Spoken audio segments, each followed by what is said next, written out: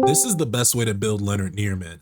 Let's talk about it. What's good, YouTube? NoGoodEman coming to you today with a Lennart Nierman guide video. So guys, in this video, we're going to talk about the latest German hunter that dropped into SLA, and we've tested him out, played him in the various hardest difficulties. So what is my verdict on this hunter? Is he a skip? Is he a must? We're going to talk about everything, trust. But before we do, make sure you leave a like on the video. If you're new, going to subscribe to the channel, turn on post notifications so you don't miss a live or an upload, and of course support your boy on that NIERMANN website. Join over 618 supporters in supporting a Mnemonic gang to get those free codes. But anyways, guys, let's go ahead and get straight into it. Talking about Lennart Nierman, as far as the testing, I can go ahead and say my numbers right here because I've gotten it written down. So brace yourselves, folks. So at A0, we took him to floor 60, which is the giant desert scorpion. And at A0, he got him down to 27% with 0 seconds remaining. Now, at advancement 1, he got him down to 39% with 23 seconds remaining because of the instant death, or I think I just died regardless. But at advancement 3, we saw a pretty sizable jump. So we saw an 18% health left on the boss with 8 seconds to go.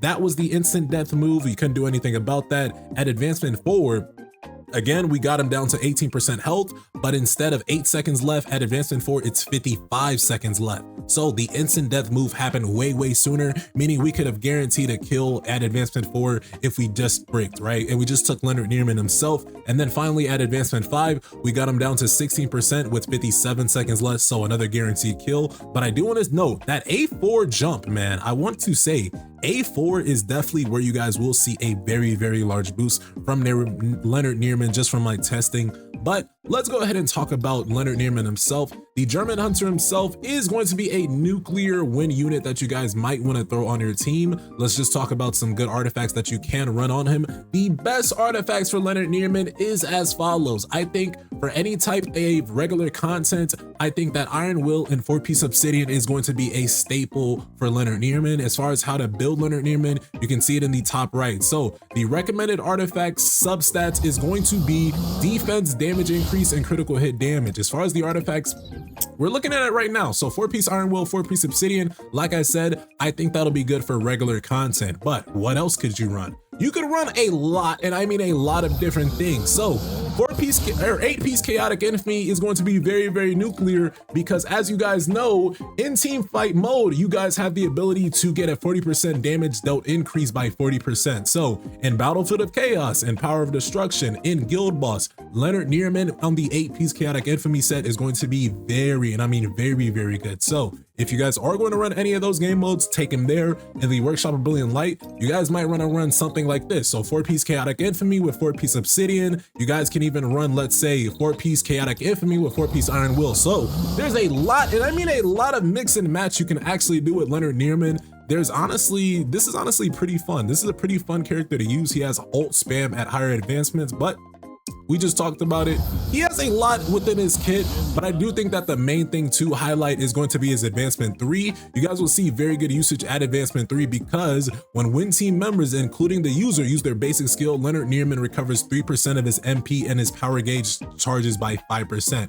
Why is this so nuclear? Because Goto Ryuji has a skill that allows him to essentially spam his basic skill 1, and then I found out recently that his basic skill 2 actually has multiple hits embedded as well at higher advancements. So if you guys are running Goto Ryuji with Lennart Nierman, each and every rotation, Lennart Nierman will have his ultimate, and that is insane. This is an ult spamming character. He is pretty much ult spamming just as badly as Kane, I would say. Regardless, I do think that advancement 5 will of course be the best advancement per usual, but after advancement 3, dude, it just gets insane because advancement 4 is going to boost the defense of win team members for every ally. This is including of Lennart Nierman, so I believe you're looking at upwards of 42% defense increase for the entire team. And then if this just counts for just 2 allies, then it's going to be 28%, but regardless, still a very good buff.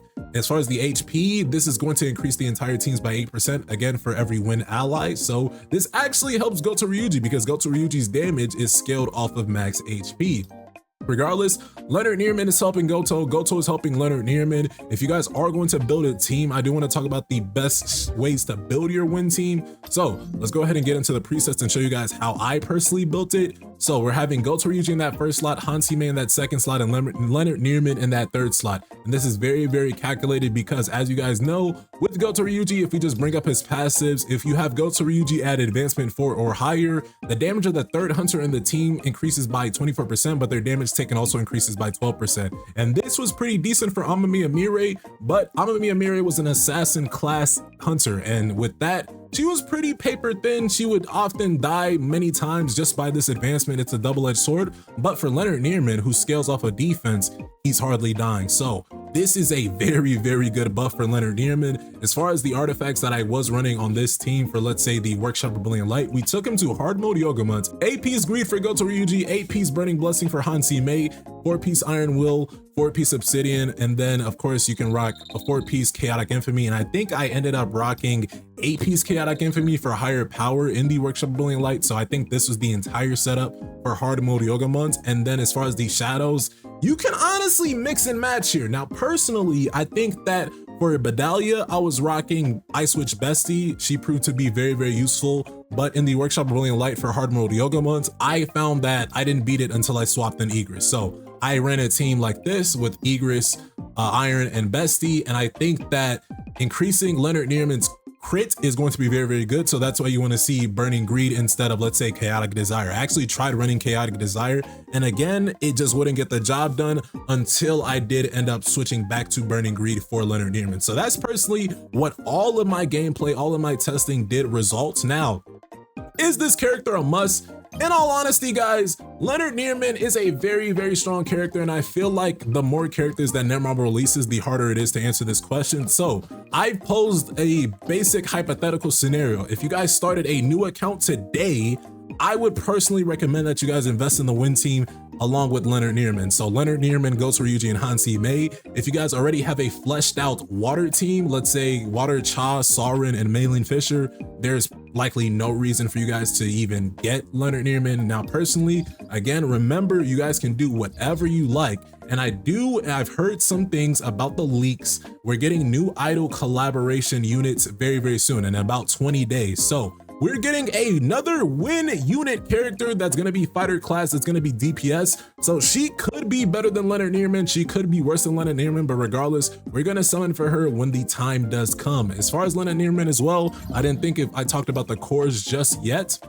So as far as the cores on Lennart Nierman, the Mind passive, this one is definitely going to be the best one because he has ultimate skill spam. So anytime he boosts his ult, he's going to have that critical hit damage increased by 20% for 8 seconds. Very nice, very lovely. As far as the body passive, I don't know if this is the best one, but shield is always a good time. Regardless, I think that if you guys are going to take him into, let's say, any type of team battle where you're not managing his mana, then you're probably going to want to go for something like Desires of the Crimson Apex, because when his defense is below, or his defense is going to increase by 6% when his MP is below 50%. And then as far as the last one, talking about the Spirit passive, again, this one is actually pretty good because anytime he uses his ultimate skill, he's going to recover MP equal to 5% of his max MP with a cooldown of 20 seconds. And if you're using QTE, good rotations in the win team, he actually gets his MP pretty much every ultimate, right? Because again, we're dealing with ultimate skill spam, which is very, very nice and lovely. NIERMANN reminding me that I have no life in the top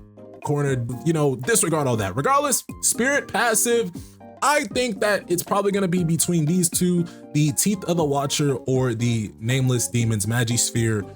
Either one of those could work pretty well, but this is just what worked for me. What works for you might differ. As far as the skill guides, talking about what you want to level up first, you definitely 1000% want to level up his ultimate, his basic skill 2, basic skill 1, and then you can go whatever you like afterward, QTE, core attack, yada, yada, yada. But guys, Lennart Nierman, very, very good character. Well, what do you guys think? Go ahead and leave your thoughts, theories, and comments on whether you guys are going to summon for Lennart Nierman or not. Don't forget to subscribe to the channel, turn on post notifications, and with that, I'll see you guys in the next one. Y'all take care. Peace.